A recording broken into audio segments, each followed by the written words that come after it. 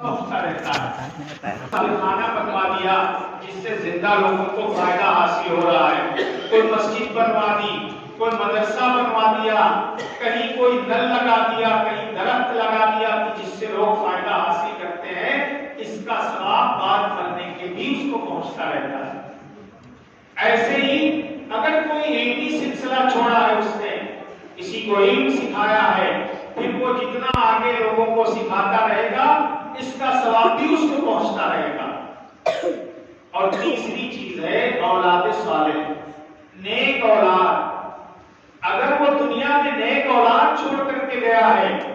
تو وہ جب بھی ہاتھ اٹھائے اپنے تو اس کو چاہیے کہ وہ پڑھے رب ارحمہما کما ربیانی صغیرا، اے اللہ میرے ماں باپ پر رحم کا معاملہ کرنا جیسا انہوں نے میرے ساتھ بچپن میں رحم کا معاملہ کیا، شفقت کا معاملہ کیا۔ ہماری ہر دعا میں ماں باپ کی مغفرت کی دعا شامل ہونی چاہیے۔ بعض علماء نے لکھا ہے کہ وہ دعا ہی نہیں قبول ہوتی کہ جس میں ماں باپ کی مغفرت کی جو ہے دعا شامل نہ ہو۔ ضرور بھی ضرور اولاد کو چاہیے کہ اپنے ماں باپ کی مغفرت کی دعا ضرور کرے۔ تو یہ تین چیزیں ہیں جو بعد مرنے کے بھی ان کا ثواب پہنچتا رہتا ہے۔ اور احادیث سے معلوم ہوتا ہے کہ معلوم ہوا کہ آپ قرآن پڑھ کر کے بخش رہے ہیں، کوئی نوافل پڑھ کر کے بخش رہے ہیں، ان کے نام سے کوئی ان کی اولادیں صدقہ کر رہی ہیں، اس کا ثواب بھی پہنچتا ہے، اس کا بھی ثواب پہنچتا ہے۔ روزانہ معمول بنا لیں ہم، چاہے ہم کو فرصت اگر نہیں مل رہی ہے تو 3 بار سورہ اخلاص کی پڑھ کر کے جو ہے والدین کو بخش۔ اور بہت خوش نصیب ہیں وہ لوگ جن کے والدین زندہ ہیں، حیات ہیں، ان کو اللہ نے موقع دیا ہے کہ ان کی خدمت کر کے اللہ کو راضی کر لیں، اللہ کو راضی کر لیں، کیونکہ ان کی قدر جب معلوم ہوتی ہے کہ جب وہ نہیں ہوتے، تب آدمی افسوس کرتا ہے اور اس افسوس کرنے سے کوئی فائدہ نہیں ہوتا۔ تو یہ تہیہ کریں آج کے اس مجلس سے، اور خاص کر کے ان کے بچے جو ہیں انہیں کیا کرنا چاہیے؟ انہیں یہ کرنا چاہیے، اللہ کے نبی صلی اللہ علیہ وسلم سے ایک صحابی نے پوچھا کہ میرے والدہ نہیں ہے تو میں ان کی روح کو کیسے خوش کر سکتا ہوں، میں کیسے جو ہے کیا کروں کہ ان کو راحت و سکون ملے؟ تو اللہ کے نبی صلی اللہ علیہ وسلم نے فرمایا کہ تمہارے والد اور والدہ کے جو دوست ہوں، والدہ کی معلوم بہنیں ہیں، خالہ وغیرہ ہیں، یا ان کی سہیلیاں ہیں، تو آپ ان کے ساتھ وہی برتاؤ کریے جو اپنی ماں کے ساتھ کرتے ہیں تاکہ ان کی روح خوش ہو۔ والد کے جو دوست ہیں بچوں پر لازم ہے کہ ان سے ملتے رہیں، ان کے ساتھ اچھا برتاؤ کریں تاکہ ان کی روح کو سکون ملے۔ اس کا لحاظ کریں بچے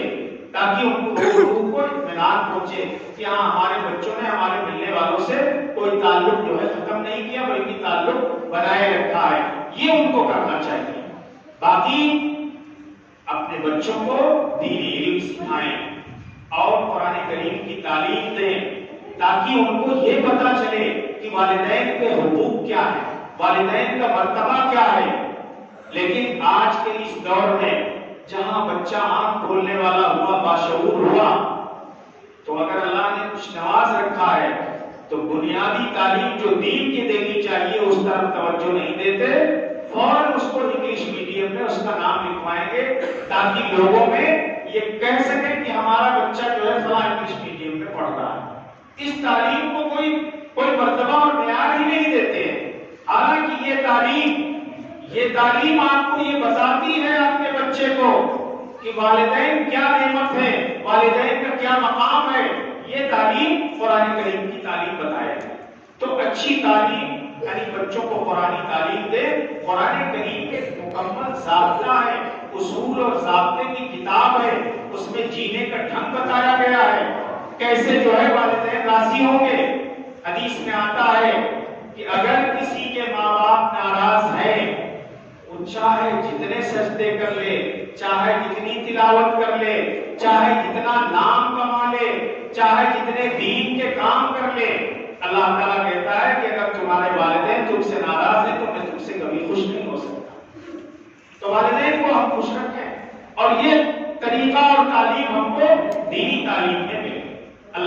صلی اللہ علیہ وسلم فرماتے تھے کاش میری ماں زندہ ہوتی اور میں نماز کی نیت باندھے کھڑا ہوتا اور وہ پکارتی یا محمد تو میں نیت چھوڑ کر کے اپنی ماں کی آواز میں لبیک کہتا اور کہتا کہ ماں میں حاضر ہوں، ماں میں حاضر ہوں، یہ تمنا ثابت کی ہے۔ تو کتنی بڑی نعمت ہے والدین، یہ قرآن کریم کی تعلیم ہم کو بتائے۔ بہرحال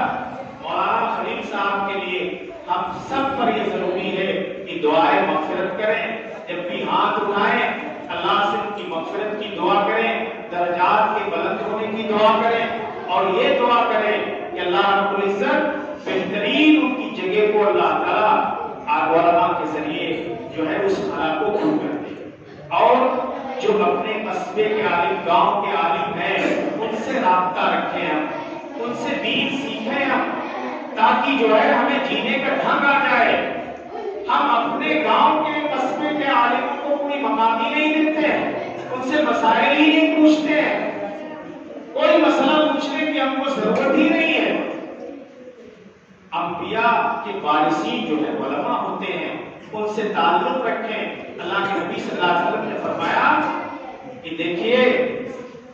اچھوں کی صحبت تمہیں اچھا بنائے گی اور بروں کی صحبت تمہیں برا بنائے گی۔ صحبت صالح برا صالح برا اور صحبت طالح برا طالح برا۔ اچھوں کی صحبت اچھا بنا دے گی اور بروں کی صحبت تم کو برا بنائے گی۔ اور اس کی مثال ایسے ہی ہے کہ اگر خوشبو والے کے پاس بیٹھو گے تو تم کو خوشبو ضرور محسوس ہوگی، اگر آگ والے کے پاس بیٹھو گے، بھٹی والے کے پاس بیٹھو گے تو دھواں ملے گا، گرد و غبار اور راکھ ملے گی۔ ہم اپنا تعلق علماء سے جوڑیں تاکہ ہم دین کو سیکھیں، لوگوں کے حقوق سیکھیں، جو بندوں کے حق ہم پر ہیں وہ ہم سے ادا ہو، اللہ کے جو حقوق ہیں وہ ہم سے ادا ہو، جینے کا ڈھنگ آئے۔ تو جو ہمارے قصبے میں عالم ہیں ان سے رابطہ رکھیں، اور علماء کی بھی یہ ذمہ داری ہے کہ اگر کہیں شریعت کے خلاف کوئی کام ہو رہا ہے تو فوراً ٹوک دیں اور منع کریں۔ حدیث میں آتا ہے من رأى منكم منكرا فليغيره بيده، اگر کوئی خلاف شریعت عمل ہو رہا ہے تو ہم فوراً اس کو جو ہے اس کا ہاتھ پکڑ کر کے روک دیں کہ ایسا شریعت نے آپ کو اجازت نہیں دی ہے۔ وَإِن لَّمْ يَسْتَطِعْ فَبِلِسَانِهِ، اور اگر اتنی قوت نہیں رکھتے ہو، برائی کرنے والا طاقتور ہے، تم کمزور ہو، تو تم زبان سے ضرور کہہ دو کہ بھیا جو تم کام کر رہے ہو شریعت کے خلاف ہے۔ اور اگر اتنی بھی طاقت نہیں رکھتے ہو فَبِقَلْبِهِ، تو کم سے کم اس کام کو دل سے برا جانو۔ اگر کسی برائی کو دیکھ کر کے ہمارے دل میں کوئی گرانی نہیں گزری، اللہ کے نبی صلی اللہ علیہ وسلم نے فرمایا یہ ایمان کا سب سے کمزور درجہ ہے۔ اگر کوئی گرانی نہیں گزرتی ہے تو سمجھ لیجئے کہ ہمارا دل ایمان سے خالی ہے، ایمان ہی نہیں ہمارے اندر۔ تو برائی کو برائی ہم سمجھیں، ہم پر گرانی ہو، یہ سب چیزیں ہمارے کرنے کی ہیں۔ بہرحال اللہ رب العزت جس مقصد کے لیے ہم لوگ یہاں جمع ہوئے ہیں، ہماری نیتوں کے مطابق اللہ تعالیٰ اس مقصد میں کامیابی دے، اور مولانا کو جو ہے کروٹ کروٹ ان کے درجات کو بلند فرمائے، ان کے وارثین کو صبر جمیل عطا فرمائے، اور اللہ تعالیٰ ان کے بچوں کو یہ توفیق دے کہ ان کے جو دوست تھے، ملنے والے تھے، ان سے تعلق برابر بنائے رہے تاکہ مولانا کی روح کو ثواب پہنچتا رہے، ان کی روح کو اطمینان ہو۔ مولانا نے اسی گاؤں کے اندر مشکات تک کے غالباً جو ہے تعلیم ہوئی ہے یہاں۔ میرے ماموں کے حافظ افتخار صاحب وہ بھی یہاں پڑھانے کے لیے آئے تھے، اس سے بتایا کرتے تھے کہ وہاں خلیل صاحب کے زمانے میں ہم بھی یہاں پڑھا چکے ہیں۔ بہرحال ہم تو نہیں جانتے لیکن ان کی زبانی ہم جانتے ہیں، مشکات تک کے شاید یہاں تعلیم ہو چکی ہے۔ یہ مولانا کی دین تھی، اللہ تعالیٰ ان کا بہترین نعمت بدل عطا فرمائے۔ اللہ سے دعا کریں۔